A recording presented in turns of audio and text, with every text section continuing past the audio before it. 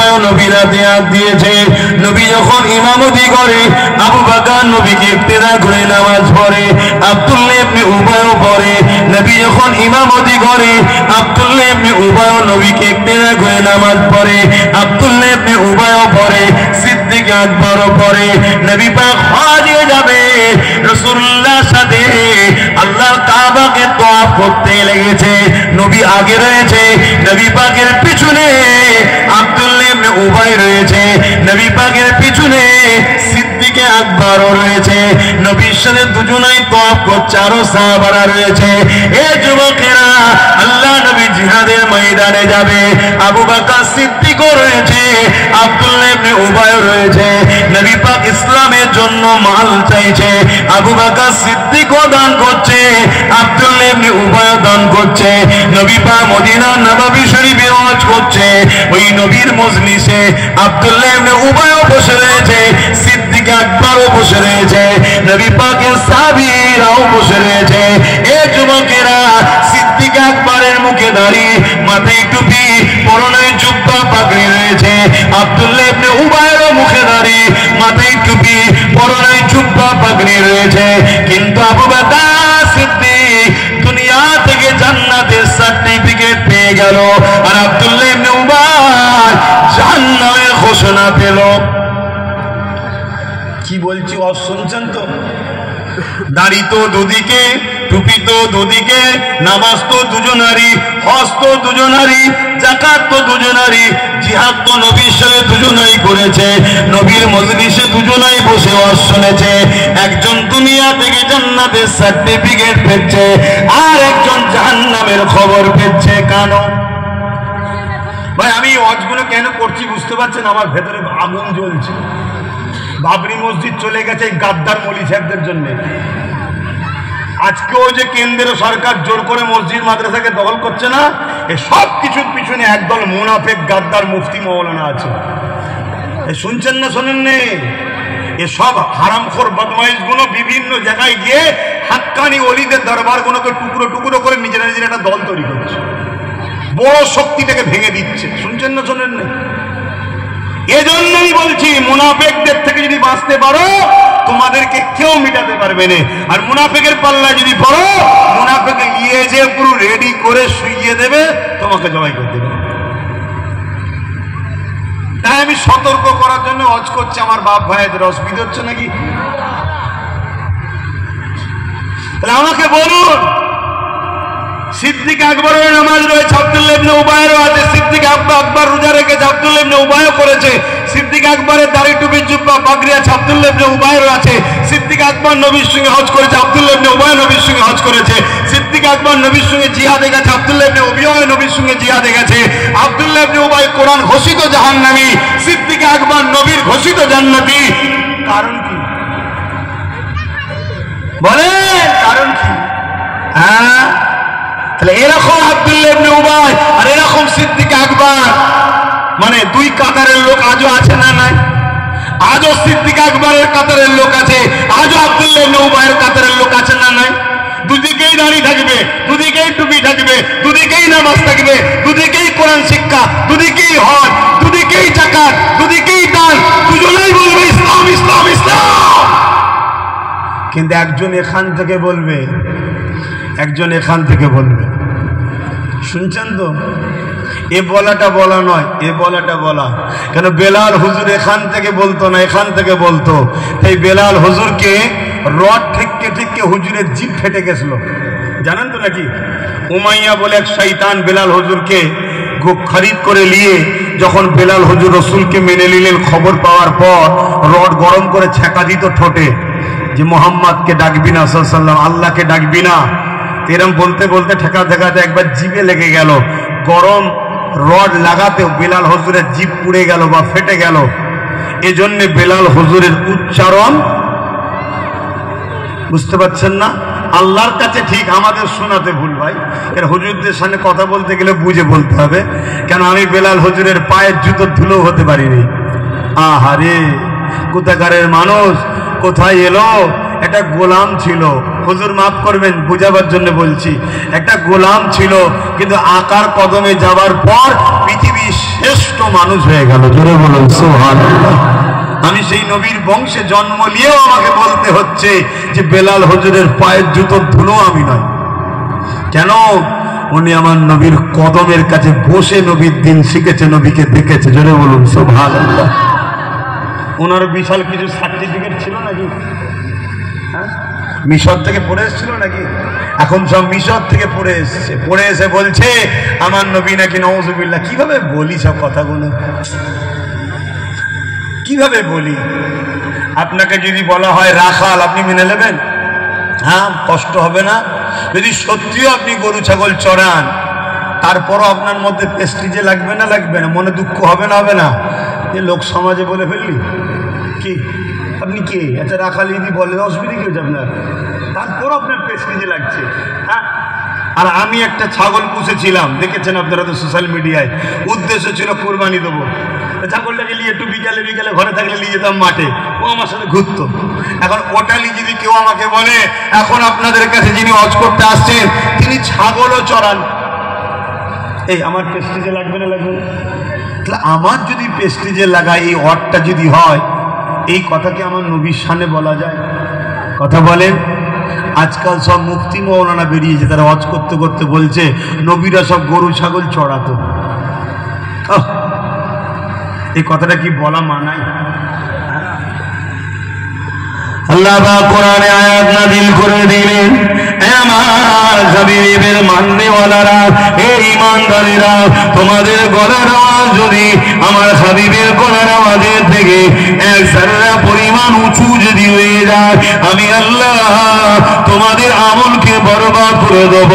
বোঝাবার জন্য বোঝাচ্ছি, একটা মানুষ 80 বছর বেঁচেছে, 60 বার হজ করেছে, 60 বছর 5 ওয়াক্ত নামাজ পড়েছে, বা 65 বছর পড়েছে, বা 70 বছর সে নামাজ পড়ছে 5 ওয়াক্ত ধরে, ওই মানুষটা 100টা মাদ্রাসা বানিয়েছে, 100টা মসজিদ বানিয়েছে, 100টা গরিব মেয়ের বিয়ে দিয়েছে। ওই মানুষটা কোনোদিন মিথ্যা বলেনি, দাড়িতে কোনোদিন খুর দেয়নি, টুপি ছাড়া কখনো চলেনি। এমন করে বছরে 5 দিন ছাড়া 365 দিনের মধ্যে 5 দিন রোজা রাখা হারাম নিষেধ আছে, ওই 5 দিন ছাড়া সব দিন রোজা রেখেছে, দান খায়রা সব করে। কিন্তু এই ব্যক্তিটার গলার আওয়াজ আমার নবীর গলার আওয়াজের থেকে যদি উপরে চলে যায়, আমার আল্লাহ জানিয়ে দিলেন তোমার সমস্ত আমলকে বরবাদ করে দিয়ে জাহান্নামী করে দেব। কি বুঝতে পারলেন? 70 বছরের নামাজ একবার যদি গলার আওয়াজ পেয়ে যায় বরবাদ হয়ে যাবে। 60 বছরের হজ একবার যদি গলার আওয়াজ নবীর আওয়াজের উপরে উঠে যায় বরবাদ হয়ে যাবে। 100টা মসজিদ 100টা মাদ্রাসা বানানোওয়ালাও যদি একবার নবীর গলার আওয়াজের উপরে যদি আওয়াজ উঠে যায় বরবাদ হয়ে যাবে। তাহলে কোন মৌলানা মুফতি দাবিদার সে যদি বলে আমার রাসূলুল্লাহ ভিখারির বাচ্চা ছিল, আমাদের মতো মানুষ ছিল, মরে গেছে, শাফাআত করতে পারবে না, ইলমে গায়েব জানে না, এই কথাগুলো নবীকে কষ্টদায়ক কথা।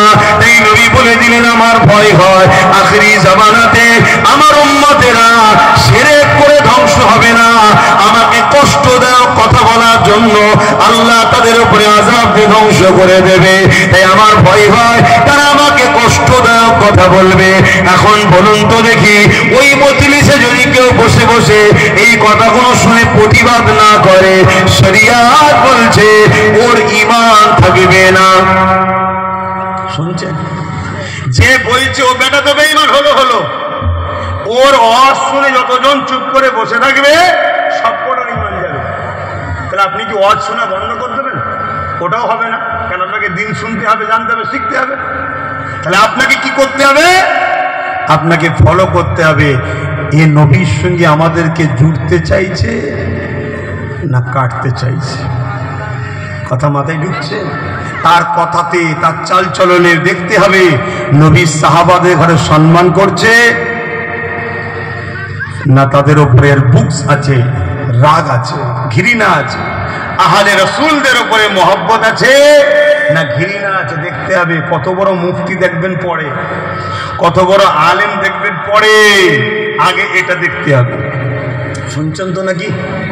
না আলেম হলেই ঠিক বলবেন, আবার এখন তো কিছু কিছু লোক আবার বলা শুরু করেছে, আরে অত বড় মৌলানা, অত বড় মুফতি, অতগুলো মৌলানা, শুনছেন না? কেউ বলে না, ওই একটা দুটো শুধু চিল্লাচ্ছে, শুনছেন তো নাকি? তাহলে দলে যদি মৌলানা বেশি থাকে তাহলে জায়েজ? কথা মাথায় ঢুকছে না? তো দলে যদি বক্তাবে মুফতি বেশি থাকে জায়েজ? হ্যাঁ, তাহলে আমি একটু দেখাই নাকি? হ্যাঁ, একটু শুনবেন না ইতিহাস? কি গো মহাশয়রা বলি, কারবালায় ইমাম পাক কতজন ছিলেন বলুন? কারবালায় ইমাম হোসেন পাক কতজন? 72, 72। কিছু কিছু কিতাবে আছে 82, 72টাই গ্রান্টেড। কথা বোঝা আসছে? আর এজিদ বাহিনী কত ছিল? 22,000। কত? এখন আপনারা বলুন, আপনারা কোন দিকে, এজিদের দিকে না হোসেন হুজুরের দিকে? হ্যাঁ, কেন? এখানে তো মাত্র 72 জন, আর ওখানে 22,000। আর শুধু 22,000 নয়, 22,000-এ কারা ছিল শুনবেন না? 3,000 মুফতি ছিল। কত মনে থাকবে? 3,000। আমার একটু হাত তুলতে লজ্জা লাগছে নিজেকে, কেন ভাই? সময় পাইনি, হাতের নখ বড় হয়ে গেছে, সময় পাচ্ছি না। কি বলি বলেন না? ফত দেবেন না ভাই, এটা ভুল, আমার ভুল, স্বীকার করছি, কাটা দরকার। সময় পাচ্ছি না, পেরেশান হয়ে যাচ্ছে। ওই জন্য হাতটা বার করতেও লজ্জা লাগছে, খারাপ লাগছে। এটা অন্যায় তো। পীরের বেটা বলে জায়েজ করে দেবেন নাকি? এই হুজুরের হাতে আছে জায়েজ, তার মানে না, এসব পাগলামি করলাম না। ইসলাম পীরের বেটার না, পীরেরও নয়। ইসলাম হলো কিতাবুল্লাহ আর হাবিবুল্লাহ। ইসলাম কিতাবুল্লাহ আর, বলুন বলুন, মনে রাখবেন, ইসলাম কারো বাপের কথাই চলে না, ইমামে আজমের কথাও ইসলাম চলে না। ইমামে আজম কিতাবুল্লাহ আর হাবিবুল্লাহ শিখিয়েছে, তাই ইমামে আজম হয়েছে। জোরে বলুন সুবহানাল্লাহ। মুজাদ্দেদ জামানের কথা ইসলাম চলে না। মুজাদ্দেদ জামান পূর্ব ভারতের মানুষকে কিতাবুল্লাহ আর হাবিবুল্লাহ শিখিয়েছে, তাই মুজাদ্দেদুজ জামান হয়েছে। জোরে বলুন সুবহানাল্লাহ। আল্লাহ তাকে সিলেক্টেড করে পাঠিয়েছে, শুনছেন তো নাকি? যান, আপনাকে মুজাদ্দেদ করছি, আপনি যে কিতাবুল্লাহ আর হাবিবুল্লাহ শোনাবেন, আমার কথা শোনাবেন আর আমার বন্ধুর কথা শোনাবেন। এখানে তৃতীয় কারো কথা ইসলামে চলে না, শুনছেন তো নাকি? হাত আমি নুকিয়ে নিয়েছি না, খারাপ লাগছে, কি করবো বলেন না? সময় পাচ্ছি না। কালকে শুক্রবার, যদি সময় পাই, কিন্তু কালকে তো আবার রোজা রাখার নিয়ত করেছি। কথা বুঝে আসছে তো? যাক, সেরকম শাসন না, একটু বড় হয়ে গেছে, একটু বড় হয়ে গেছে। তো আমি কি কথা বলছিলাম জানো? হ্যাঁ, তাহলে 3,000 মুফতি এজিদ বাহিনীর দিকে। কত? বলুন বলুন বলুন।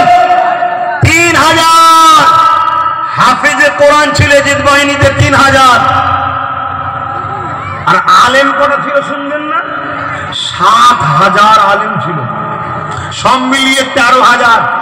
22 থেকে 13,000 শুধু হাফেজ আলেম মুফতি, 9,000 সাধারণ সৈন্য। তাহলে জায়েজ করে দেবেন নাকি এজিদ ভাই?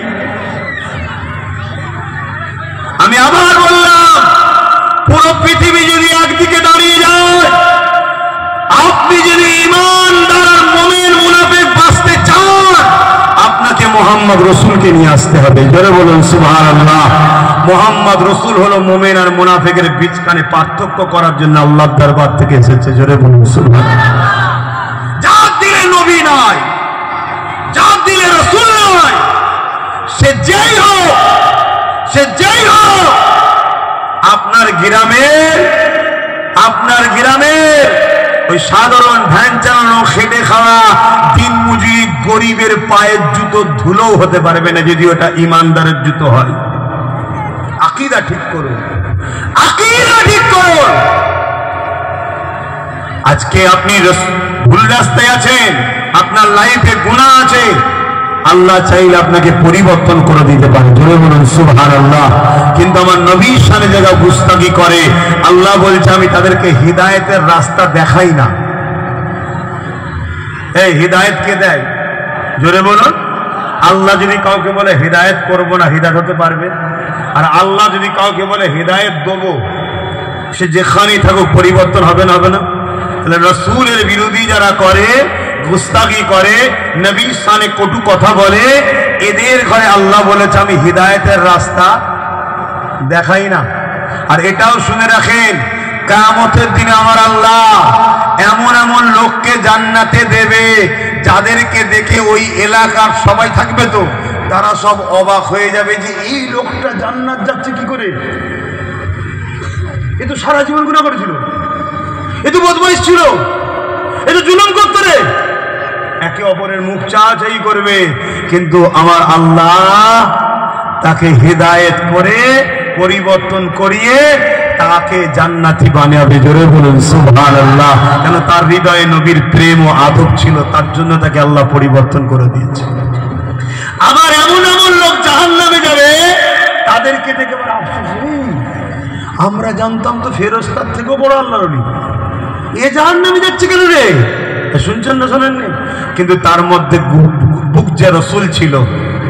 যেমন ইবলিস আদম নবীকে সম্মান না করার জন্য আল্লাহ কাফের বলেছে, আর আজকেরও মুফতি মাওলানা আলেম হতে পারে, নামাজি হতে পারে, নবীর শানে বিয়াদবি করার জন্য কাফের হচ্ছে। তাহলে আপনারা আমার দাদা পীরের রুহানি বাচ্চা, আমি আপনাদের বুঝাবো না যে ওয়াজ শুনতে হবে যাদের দিনে নবী আছে তাদের থেকে, যাদের কাছে নবী নেই তাদের কাছে যেও না। কি বলা দরকার আছে না? না মনে রাখবে বাবেরা, নওজওয়ানেরা, আল্লাহ নবী মদিনা নববী শরীফ থেকে সাহাবা হুজুরদেরকে নিয়ে বাজারে গেলেন। এখানে অনেকে আবার আমাদেরকে বলে প্রেম করে কি হবে, প্রেম করে কি লাভ হবে? এ যুবকেরা, অনেকে বিশেষ করে আমাকে ক্রিটিসাইজ করে করে বলে আব্বাস সিদ্দিকীর জলসায় তো বেশিরভাগ দাড়ি চাচা প্যান্ট শার্ট ওলা গুলো পাওয়া যায়, গুটকা খাওয়া গুলো পাওয়া যায়, বেনামাজি গুলো পাওয়া যায়। এ যুবকেরা, এইভাবে ক্রিটিসাইজ অনেকে আমাকে করে। আমার আব্বা জানেরা, মন খারাপ কিন্তু আমার হয় না, আমি এতে শুকরিয়া আদায় করি। যাক যাক, ভালো গুলো তো ভালো আলহামদুলিল্লাহ, খারাপ গুলো যখন বসতে শুরু করেছে ইনশাআল্লাহ একদিন ভালো হয়ে উঠবে। এখানে আমি একটা তোমাদেরকে হাদিস শোনাবো, এই হাদিসটাকে একটু মন দিয়ে রাখবে আর সমাজে উলামাদের আলোচনাগুলোকে শুনবে।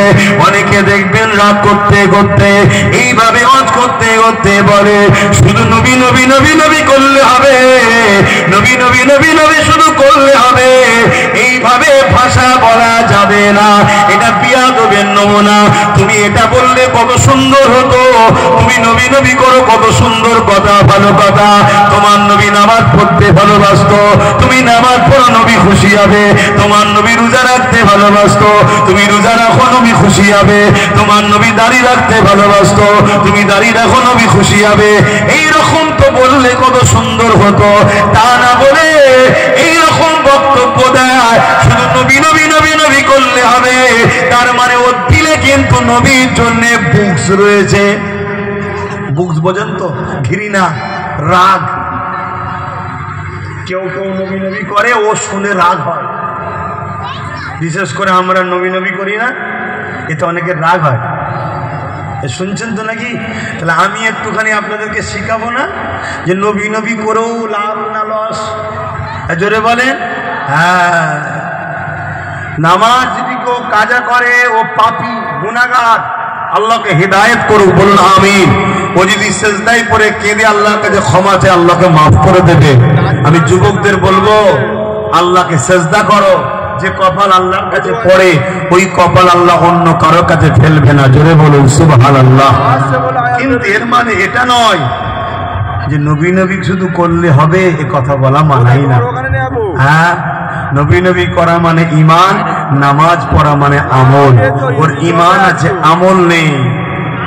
কিন্তু যারা নবী নবী না করে আমল করে, ও তো বেকার। শুনছেন তো?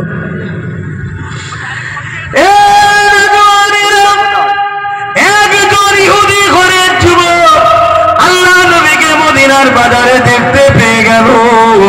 আমার নবী নুরানি চেহারা যখন দেখেছে, ওই যুবকটা চোখ ফেলতে পারেনি। আমার নবী পাখে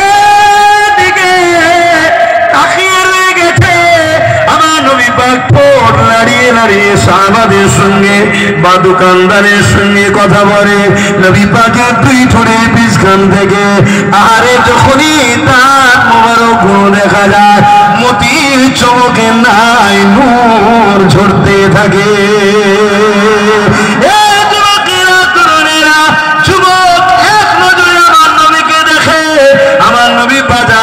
চলে যেতে লেগেছে, যুবক নবী পাকের পিছনে ধরেছে।